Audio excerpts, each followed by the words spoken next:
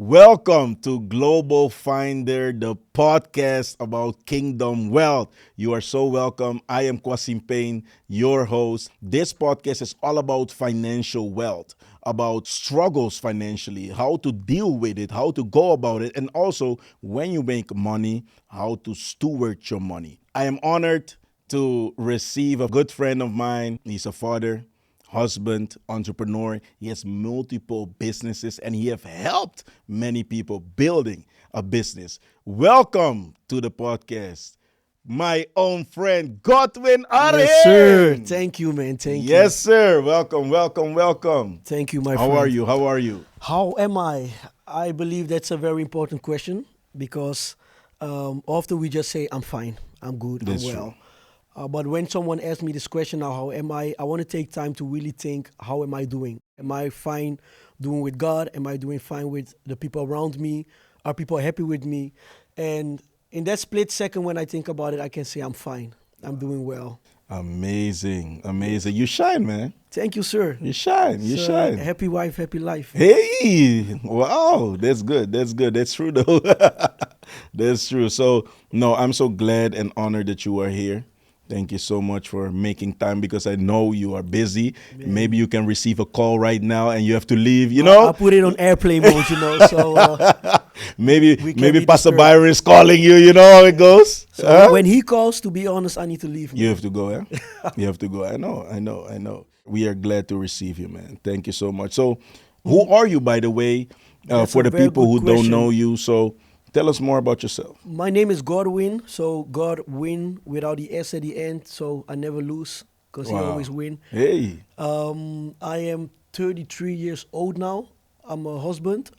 I'm married to the most beautiful wife of this whole world. Wow. Her name is Raishma. It took me 2 years though to understand her name. So Really? love takes time. So a little disclaimer, by the way. Normally I speak Dutch, so I need to translate things in my head. So there No you know. worries. I have one biological child. Her name is Given because she's been given to us, and I have multiple foster children that lives with me and my Amazing. wife, and we have the privilege and the honor from the Lord to take care of them. So that's how my life is. That's what I do. That's how my family is, and I have a very big family in Christ. So I have a lot of mothers and fathers and uncles and cousins. So that has its positive sides, but sometimes also that keeps me busy. So I have like this reminder on my phone that tells me when it's the birthday of people. And sometimes I have like 5 or 6 birthdays in one day. So then I just call or just Wow. go, yeah. So, my next question is how do you go about this all? You're busy. So, you go to church, you speak, you preach, you teach, you do all that. You have companies, you have a me time, maybe not, but We have time. I don't know where me is, but we have time. so you have a wife to take care of, you have children. So how do you manage So to everything? be honest, in the beginning, I just let it be. So I was like, okay, when things happen, they happen. So for example, how my life is now, every morning I try to prioritize to bring my youngest daughter to her crash to make sure that I have that time with her. So, but because the mornings are very busy, I sometimes just go in my onesie, so in my pajama, because I know if I need to take time to prepare, I won't be able to bring her. Wow. So I'm that dude that just step out of my car in a pajama, take his daughter out of the car. Really? And all the parents look at me like, are you crazy? And I'm like, man, you don't know how happy I am. I can even bring her here. That's- After that, I go home and I make sure all the other children prepare before they leave. But I used to let it happen. So what I start doing now on the Monday, what I have time for one company, one side of the company. So on the Tuesday, I'm available for the other side of the company, for other company we have. On the Wednesdays, I am in another city for another company. And on the Thursdays, I have family time. Then I spend time with my wife and my child and with the family. And then my phone is also off. It used to be on, and that doesn't work. And on the Fridays, I have my personal time to make appointments. So if this podcast was not on a Friday, I wouldn't be here. Wow. So I used to let it happen, but now I try to plan it because what I've learned in life is it's important to look at people that already been where you at or where you want to go, Where you so that wanna you can learn from them. Yeah. And I was having a conversation with a man, and the man made 36 million in a year because of one contract. And I asked him the same question: how do you manage Yeah. to prepare everything that you do in life? And he told me, I plan it. Wow. So if you look at my agenda also now, everything is planned. I also try to plan times that I know I want to do nothing, because if you don't plan that, you will always do things. So I don't have, and that's something I'm working on, is because I'm learning that also right now. I don't have a phone number for my company. It's the same number that I use for myself. Wow. So you're always busy. I'm always available. And I need to learn how not to be available. A friend of mine told me, Godwin, you told me that you can't say no, but to be honest, you know how to say no, but only to the wrong people and at the wrong place. So if I say yes to you, I'm automatically saying no to my family. So when he told me that, his name is Joshua, he's also a pastor. He told me that, and man, I was like, man, you're right. So I start planning certain things, and I'm not there. I'm not. It not always. Sometimes I think 2 days ago, I slept at 2:30, and woke up at 5:30. So that used to be normal, but now I'm trying to plan to sleep at 11. To be honest, I don't make that, but I get my phone tells me it's time to sleep. So one of the things I also plan to do is not to take my phone inside the bed. So I now put it down next to my bed. So instead of being on my phone when I'm going to sleep, the thing is, when you are a creative person, and I've learned that I am a creative person and I didn't know I was a creative person, your brains are always on. And True. because your brains are always on, you can always find something to do. A week ago, I was in Curaçao, and I was driving. And while I was driving, I saw a man standing at his house. And I just stopped the car and I just asked him, what do you do? And he told me, I'm from the Netherlands and I started a business here. And I just talked with him. I said, okay, explain me. How do I do that? Wow. How do I live in another country and start a company in another country while I'm not always there? And I just sit with the man and I just started listening to him. Wow. And I told him, give me your number. And when I came back, I just starting a company in a country I don't live. And I'm like, man, let's do it. Wow. But because just like that. And just because I know I'm creative, Yeah. I also need to learn there are certain times I can do this, but if I'm on vacation, I need to learn I am on vacation. And because I'm still learning, I now decided just to start a company somewhere I don't live. Wow. And I like doing that because I'm like, man, let's go for the next challenge. Yeah. But every challenge where I am excited about also brings not only another challenge, but somebody that needs to make another sacrifice. That's true. And if you have a family, you always need to think about what's the sacrifice they need to make. So I know my wife, she makes a lot of sacrifices for me to be able to do what I do. For me to be able to sleep late means somebody needs to take care of all the children, the foster children, my own child. So that means that she's the one that always making the sacrifice. Wow. And it's not only a sacrifice, it's also someone that's stable. I always explain it like this. If you look at my life, I think my life is like a ship, a very big ship. And on that ship, I'm made to carry people. And I'm made to bring people from A to B, from destination to destination. That means that at a certain moment, some people will step out of my life because they need to step out where they arrived. This is the place they need to go. Yeah. So if I need to bring you from here to B, and this where you need to get out, no hard feelings. Even in business, I help a lot of people putting up a business, and when they come to a certain Even level, me, we spoke together about businesses. yes. Yeah. And then when I need to let go of you, Yeah. I need to recognize you getting out of the ship. I make sure you have everything you need so that you can get out of the ship and you can go. But certain people will always stay on the ship. And one of them is my wife. She's an anchor. She is there That's so that deep. the moment I need to stand still, when she gets down, I need to stand still. That's deep. If a ship moves when the anchor is down, it will damage itself. That's true. So you need to recognize who is on your ship and why are they on your ship. Wow. And I'm that captain. I'm like, man, let's go. Let's Let's go. go around the world. And sometimes she's like, I think it's good to stand here and to take some fuel before we leave, and we get into the ocean, and we cannot tank in the ocean. So I really see in life, if you look at this ship, if you look at, let's say, what we're talking about kingdom wealth, you need to recognize what is my place inside this kingdom. That's it. And if you ask me the question, what does kingdom wealth means for you? It means that if you take this word kingdom and you take wealth, let's make it kingdom wealthy. So because we are in a wealthy kingdom, that means that as the king of kings, he also has kings under him. And if you are in a kingdom, he will always grant you a certain area to rule about. So I believe that kingdom wealth, it means that God have entrusted me as the king of kings, as a king in a certain area, and he have entrusted me with making that area wealthy. That means I need to know how to work that area to make it wealthy. So that when the king of kings come, I can tell him, I've worked it out. I've cultivated the ground. At this place. He needs to come and say, I think I can trust you with more.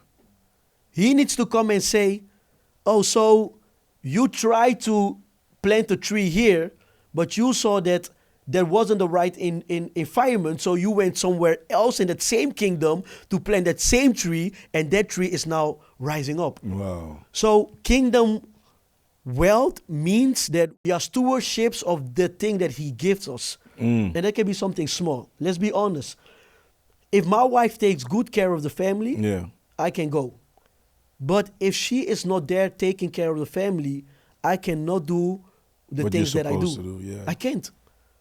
I can't have 5 businesses and being able to take care of those 5 businesses. And don't forget, when I go to one of the companies, there people are entrusting me that every end of the month, I make sure I pay them. They are entrusting me that every time I make decisions, it's also good for them. Okay, let's pause there. So you are telling us about a lot of businesses that you do on Monday, Tuesday, Wednesday. So can you please share and tell us which kind of businesses do you have? Let me tell you a nice thing about how God works. So I got a dream. And in a dream, I saw a very big house with children coming inside of it. And they were like desperate. And it was black when they came in. And when they went out of the house, it was very colorful and light. And God told me, this is what you are going to do. And I said, okay, God, but I was, I think, 17 by that time. So I quit everything I was doing. The first lesson I learned was, if you want to start a company, if you want to be wealthy financial in a certain area, go and plug in that area. So I was 17 years old and I stopped working, and I was playing American football professional in the Netherlands. I stopped and I started working in the area that I saw the dream in. I knew I needed to work with people, but I was working with machines back then. So I stopped it and I went and work with people. I didn't know how and what, but one thing I knew is I had a dream. I saw teenagers coming inside of the house, so probably I need to work with teenagers. And I went for counsel at wise men. The Bible says we need to seek counsel at wise men. So I went to wise men to ask them, this is the dream I had, what do I need to do? And then I started working with people, and I started working for a company that I saw myself building. It was a very big company inside the youth organization here in the Netherlands. So I started working for them. And while I was working for them, I told myself, everything I'm learning from today, I will write it down. And I will save it at a place where I can always find it. And I use free places to save those things. Let's be honest. I have a Google Drive that's full of stuff. I have a Gmail. I don't pay for the Gmail. But all my ideas are saved on the Google Drive. And they're also saved on paper. What I have learned is that when we have ideas or God gives us a vision, sometimes we think it will happen tomorrow. So what we're going to do, we're going to rent a place out today because we think tomorrow we will have that success. But what I've learned is I can also start with where I am at now.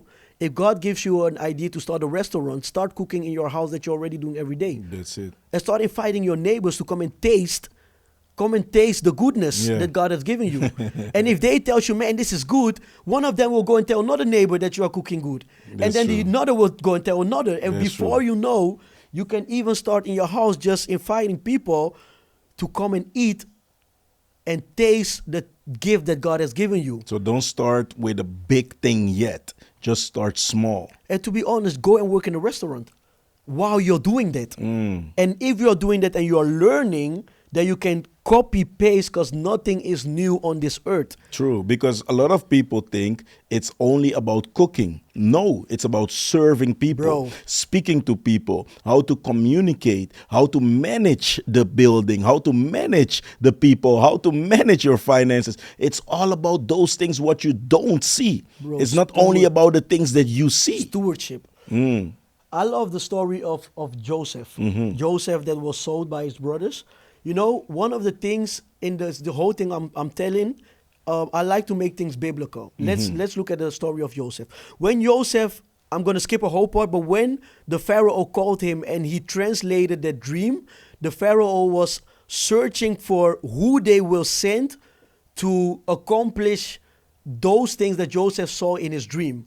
And then the Pharaoh said, if God gave you the wisdom to translate this dream, he will also give you the wisdom to master this plan, so I'm choosing you.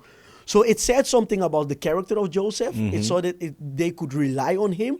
But what I learned about that story, Joseph wasn't afraid to start working under someone that was his, let's say, his boss. Yeah. Joseph was a steward about things that was not his own, That's true. because the land wasn't his own. True. The things he sold wasn't his own. True. But why was he able to do that? Joseph knew that kingdom wealth is also spread around generations. You will never see the max of your wealth yourself.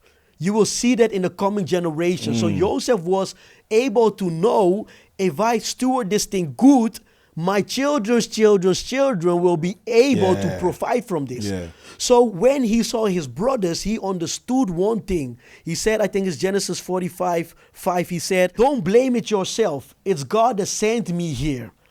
So he understood that for him, and we read the Bible and we just read stories. But sometimes we don't stand still about how long it could take. When Joseph was a good steward of the thing Pharaoh asked him, Yeah. because he knew how to do it now, when his family came, he knew to tell them that you're farmers and that you work with animals.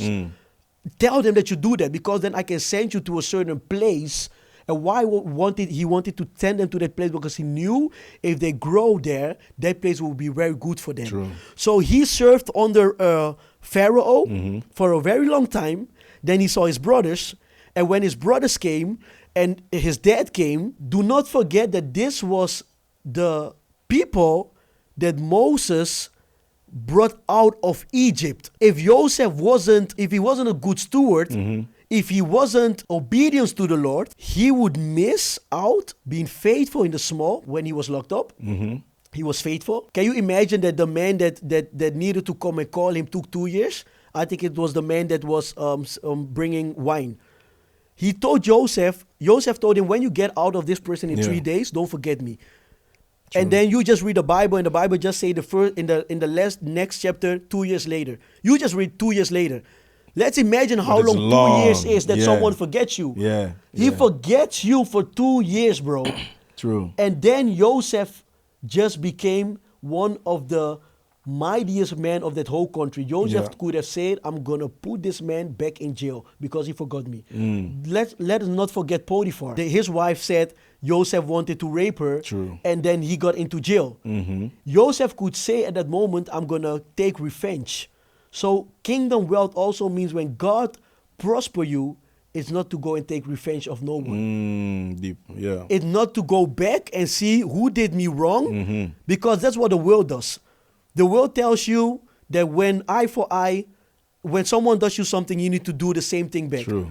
But Joseph was in a split second, bro, from jail to one of the mightiest men in that country. He could have done everything he wanted. True. But if you wanted to be trusted with much, your character need to be able to bury that little, but also that much. That's true. That's true. So how do you keep purpose above anything else instead of only making profits? To be honest, you need to know that the Bible says, for God so loved the world. And when it says that, it talks about people. For God so loved the world that he gave his only begotten Son, so whomever believes shall not perish but have eternal life. My first calling on this earth is to make sure that people know Jesus. It's not that my company will be successful. Because if I die today, I would take none of that with me. The Bible says, what does it prosper a man to gain the whole world but lose his own soul? So if I don't keep how God looks at people as number one priority, I will miss my target. Wow. So for me, I don't believe that I need to have a very big company just to have a very big company. I believe that having a big company needs to complement the calling God gave on my life. If that calling is to be a pastor, an apostle, an evangelist, a teacher, if that means that everything I do needs to lead to that. So if I'm starting a company and my company does not build up people, or I forget about the people, that means I'm doing something wrong. You're not managing your purpose. That's it. So now maybe you can tell us more and share about your companies. Yeah. Like what kind of companies do you have? So what we do, there are a lot of children that the government take care out of the houses because they cannot live in the house anymore.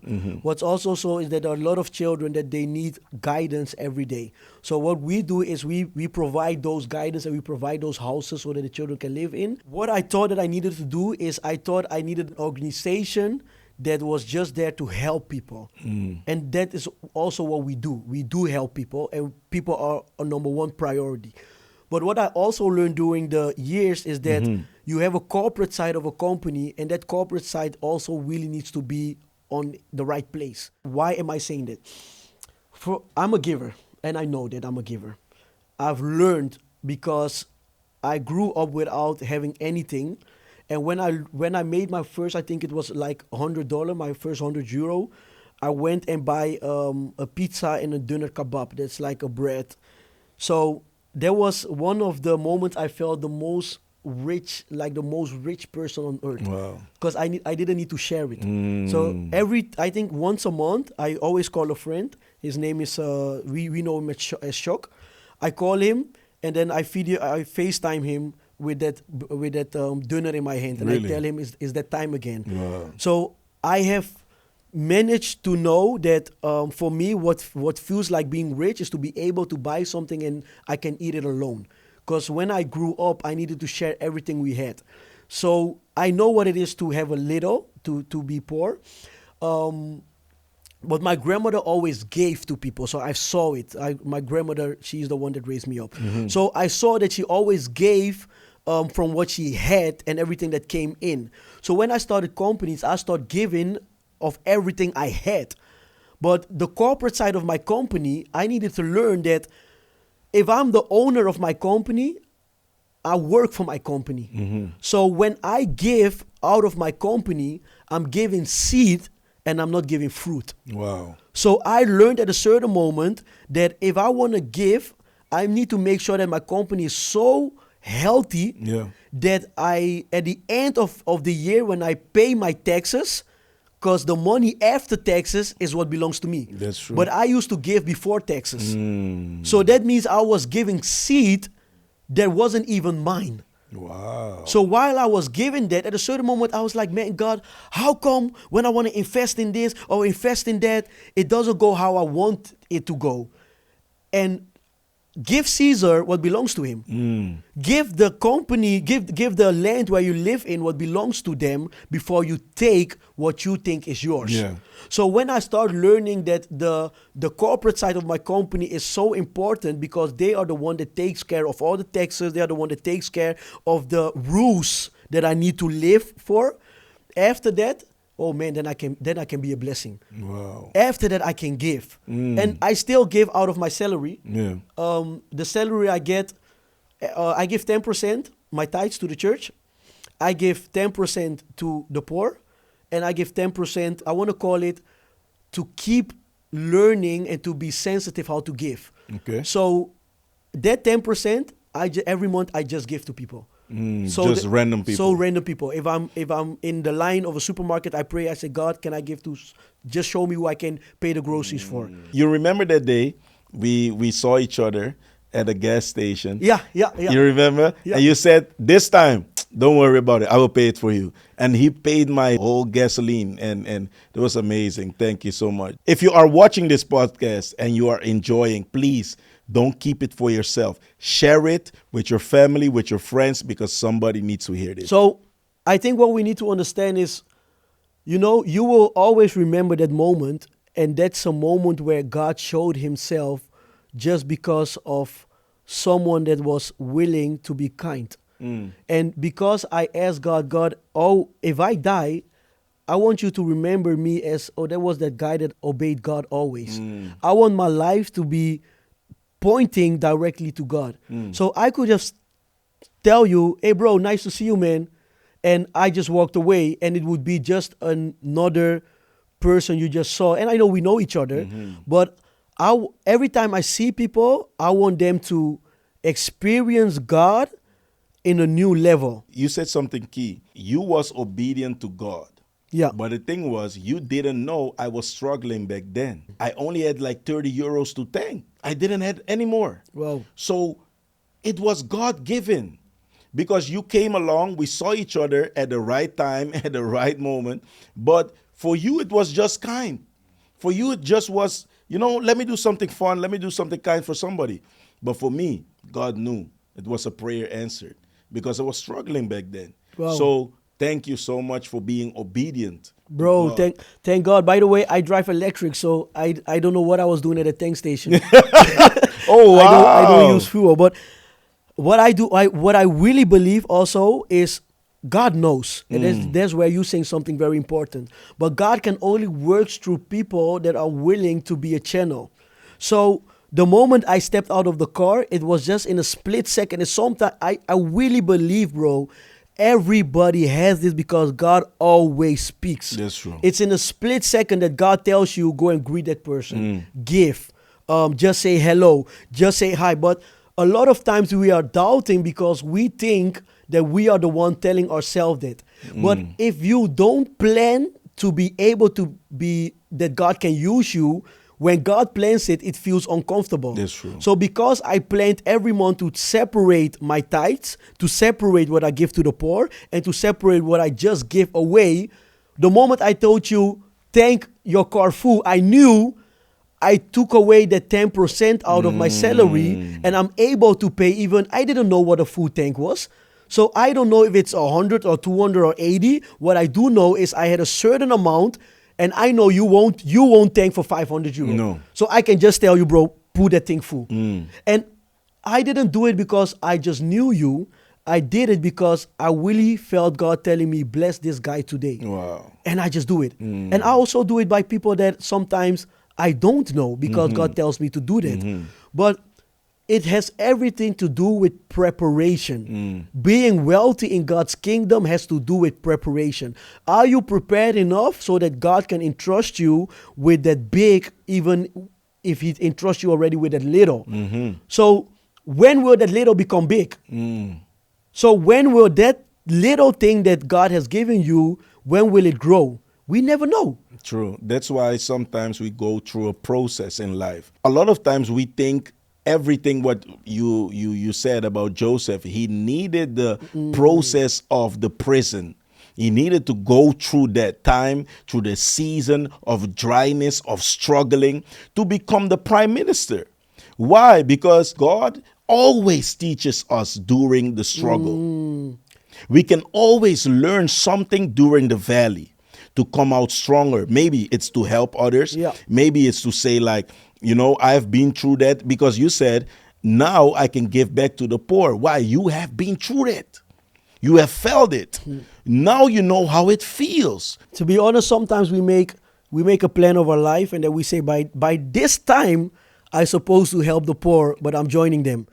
Amen. I believe we ain't joining them. Why am I saying that?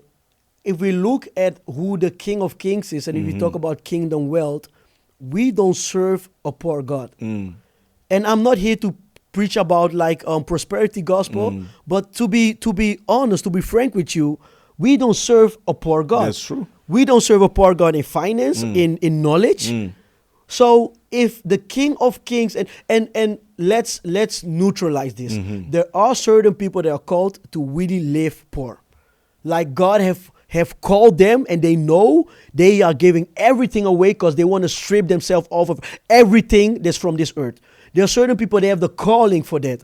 But I don't think I'm called for that.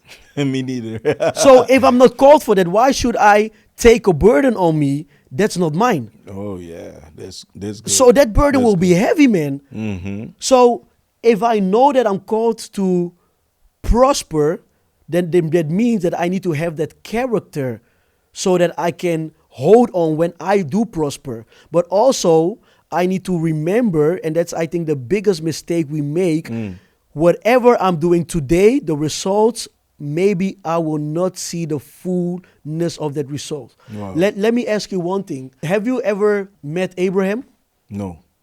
Me neither. But God told him that, do you see the stars and the sand? All his descendants. But he never saw that dream coming true. That's true. Joseph, when he died, he told his people, he said, God will bring you in slavery. I'm quoting it now. And after that, he will bring you to the promised land. And then he told them, make sure my bones will not stay in this country. Bring it to the promised land. They carry his bones.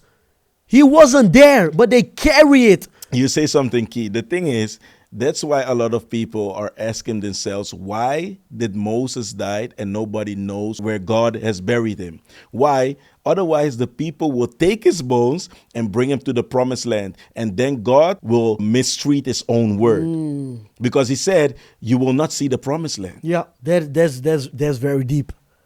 So the question is, what is your promised land? And did God told you, will you see it or won't you see it? I think that's the most important question you need to ask yourself, because if you say, I want to be a millionaire, did God tells you to be a millionaire? If the answer is yes, man, let's go and let's walk around that city and the walls will fall down. Let's go to Jericho. Let's go everywhere. We'll take that. But maybe God have called you to prepare someone to go to the promised land. Wow. If God calls me to prepare people to become millionaires, that maybe I will see millionaires growing up, but I myself won't see that million. But is that a crime? Is that bad? No. And I believe even that they will come and bless you. Bro, I think Moses lacked nothing. I think he lacked nothing. People don't understand the heaviness that comes when you gain much. For example, in this country we live in, the moment you make more than $1 million, there are certain rules that you need to go about. And people just think, I want to be a millionaire. And I'm happy for you to become a millionaire. But when you're like now at a certain level financial, know that the eyes that are looking at you now are not the same eyes that will look at you when you are here. That's true. And the moment you make like $1 million above, believe me, bro, sometimes you even wish. Can I go back to the guy I was just at the gas station to bless other people with just 100 euros? Let me say the struggle can be as hard as a person that makes 1,000 a month as the person that makes $1 million a month. That struggle, let me say that. The financial pressure. The pressure. Yeah. That pressure can be killing. And if you're not built for that pressure, you will overcook. So how do you deal with pressure when you face calamity, too much money, or First how of do you all, deal with it? I try to be in contact with people that first that I can learn of. Okay. So, and I always try to see myself small. When people tell me, oh, Godwin, you're doing great and you're really an entrepreneur, I couldn't even pronounce that word entrepreneur. You're an entrepreneur. And I'm like, man, I'm just a little guy that obeys God and by accident money just came. I'm just that guy that God said, you know, to be honest, I have a holding and inside my holding, I have the word companies down. Okay. You know that I didn't even know what a holding was? Wow. That God just told me open a holding. I was like, what's a holding? I didn't even know I needed to go to the notaris. Is it I didn't know how to set up those things. It was just out of obedience, and then I started researching and asking people, why do you do this like this? And I try to see myself always as a student. I'm never the teacher. And I can teach. A student can teach. That's but true. I'm not a teacher. So I've learned certain things, and the things I've learned, I try to give it to people. And when I see that the things I'm giving to them, it works, then I can say, probably I've learned something that's of value. So now the thing I've learned that's of value, I can translate it either to a business plan, I can translate it either to another company, but I know that it's something that I've learned from someone else, so it's not mine. Yeah. I can make it my own, but I'm not the owner of it. So that keeps me humble and it keeps me little. And that's also the thing is I keep value on the little things that I still value, like the little bread I can buy every month and just eat. And one thing I've also learned is very important not to look at what you can carry, but what you want to carry. And I'm talking about financial wise. If I look at my companies and if I look at the revenue that we make, I could easily say I'm going to live a certain standard of life to show people that I'm really making that revenue and I'm really making that money. But that means that I need to live at a certain pace financially that if something goes wrong, probably I will go downhill. I have told myself I'd rather live not even a little under what I can live, but I want to live stress-free. And that means that if everything I have now collapse, bro, I will still make, without exaggerating, with working at the Albert Heijn, I will still make it. I can keep my same car, I can keep my same house, I can keep everything I have without losing anything. I can just say, okay, I have tried it, and maybe I can try it again, but it doesn't damage my personal life and my personal family. And I've seen too many young people that start companies. When they make a certain amount of revenue, they're gonna live on that revenue like it's the normal standard. So if I can buy a car of 100,000, I will buy a car of 20,000. So that when that space between that 100,000, 80,000 disappear, I know, man, I'm safe. Still manage it.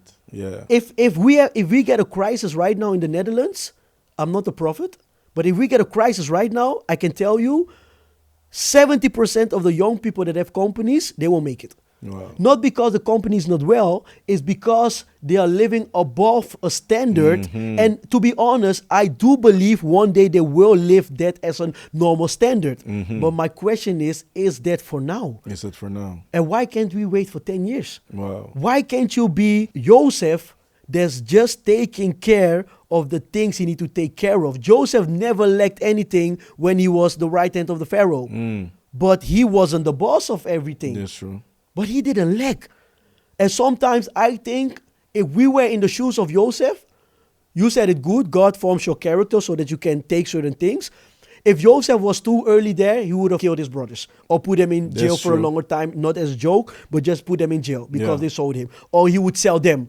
Don't forget, people came to sell themselves because they had nothing. So Joseph could tell his brother, sell yourself to me. They sold him. He could buy them. Ooh, that's deep. So he could have the wrong character and he could do something that God didn't tell him to do. True. So when God put you at a place and you are just serving, Joseph could also say, I'm going to build myself a big palace. Because now I'm taking care of the money and everything, and I'm also getting a lot, so I'm going to build myself a big palace. I don't see that back. What I do see is Joseph, he prepared so that when his family came, they could be very wealthy. That's true. And they were the strongest. I think a few chapters later, the Bible say that they were so big and so strong that the new king or Pharaoh was afraid of them. Yeah, because when the famine came, what happened was the family came back and they needed now Joseph. They didn't know it was Joseph, but they needed him. So you can see sometimes your business can go through calamity. It can go through struggles. It can go through famine.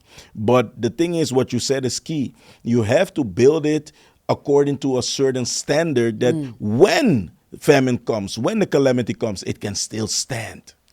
And one important thing also, there's Naomi, the mother-in-law of Ruth, talking about the man of Naomi. I forget his name. But he left Bethlehem because there was famine. He left there. Bethlehem stands for the house of bread.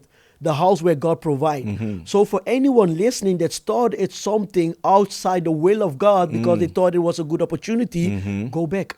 Wow. It's so important to be in God's kingdom to be wealthy, because if you get wealth without the kingdom, you can be wealthy, but it won't last long. That's true. Again, what does it prosper a man to gain the whole world but lose his own soul? That's true. So when Naomi went back and she even lost her man, she lost her 2 children, her 2 boys, and she went back, there is where Ruth find Boaz, and she got everything restored. We're back in the environment where God placed her first before she left because there was a famine. Wow. So that means sometimes you can be in the will of God, but you can still go through certain pressure and certain financial crisis, but that doesn't mean you need to leave that area. Wow. Man, I would never leave God's kingdom. So you have to stay there. Stay in that kingdom. Stay there. Stay in the kingdom and make sure that you are faithful. God will not say, well done, my good and rich servant. That's true. Faithful. Well done, faithful. And the kingdom is big. So I'm not saying if you have struggles in your church, stay in the church. I'm saying stay in the kingdom.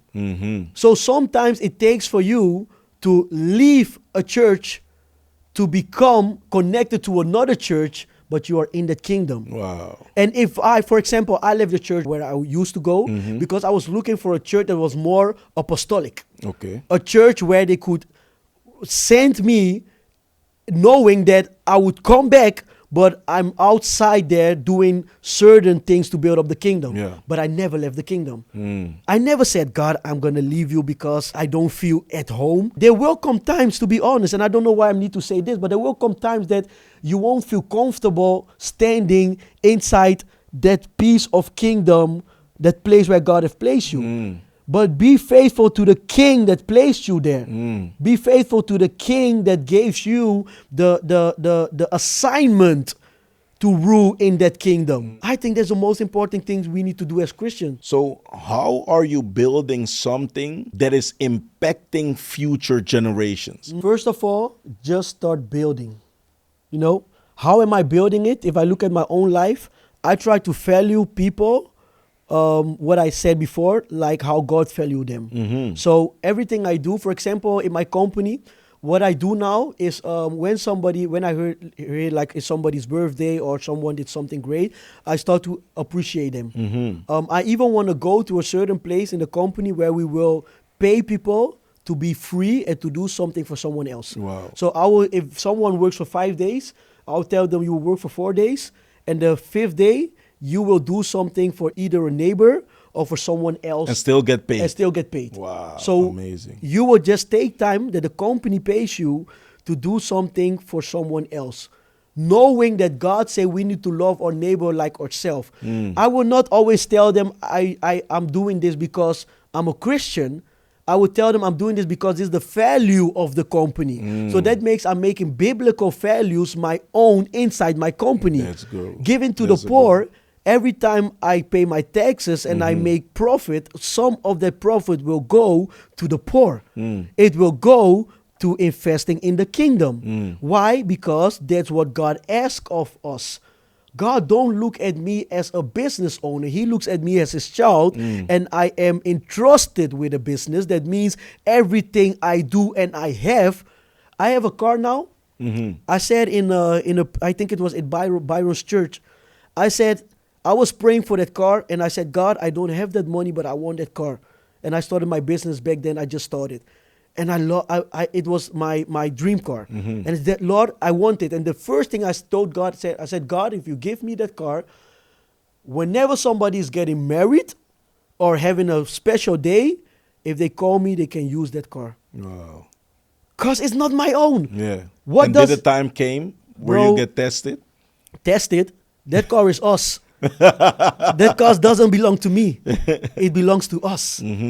So it not only a test, I believe it's a lifestyle. So a lot of people have called me and say, hey, I'm getting married, can I use that car? And I said, like, man, let's do it.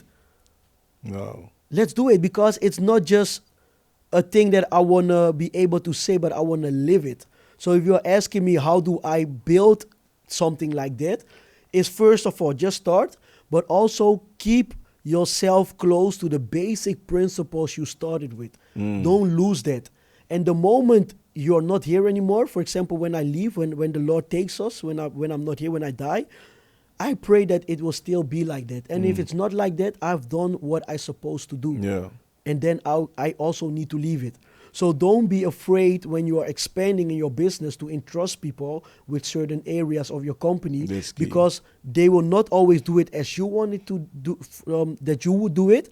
But what I do believe is, if they have the Spirit of the Lord, they will do it the way God wants them to do it. Wow, amazing, amazing. No, thank you so much. This is key, man. We need to do a part 2 of this because Man. it's too much to comprehend in this podcast. But can you please share your last advice with the people watching about finances? If you're watching and you want to start a company, or God gave you dreams, because God made all of us a dreamer. He gave us dreams, visions. The first thing I want to say, and it's really sound very basic, but first seek the kingdom of God and His righteousness. That means that you are seeking approval of God in everything you do, and everything else will come. So when God tells you to move and go, just do it. When God tells you step out, just do it. But know that God will always give you wisdom to do things.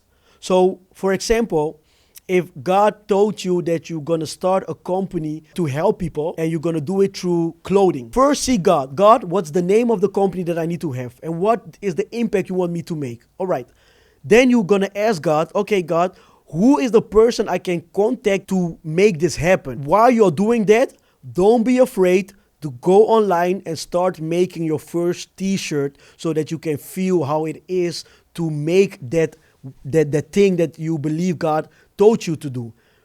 And then when you have done that, then the challenge will come. How will you go from one product to 10,000? That means you need to have faith. You will say to yourself, God, you have entrusted me with one. By the end of this year, I will sell 10,000 to one company, and we will start emailing every company you know. Everyone you know, you'll start calling them, because faith without works is dead. And the last time I checked, if you can see this video, you're not dead, but alive. So if you're alive, start working. That's the advice I want to give you. Thank you so much. Wow, really appreciate it. Thank you that you took your time to be here. And if you have learned something about this podcast, because I think and I believe that you have learned something, please share it with your friends, your family. It's all about the kingdom of God. I want to tell you as well about the ebook about kingdom wealth, and also the workbook on GlobalFindr.com. You will find it. There are some nuggets. There are some principles and biblical wealth things that you can learn and practice it with your own company. God bless you. Thank you for watching, and see you on the next.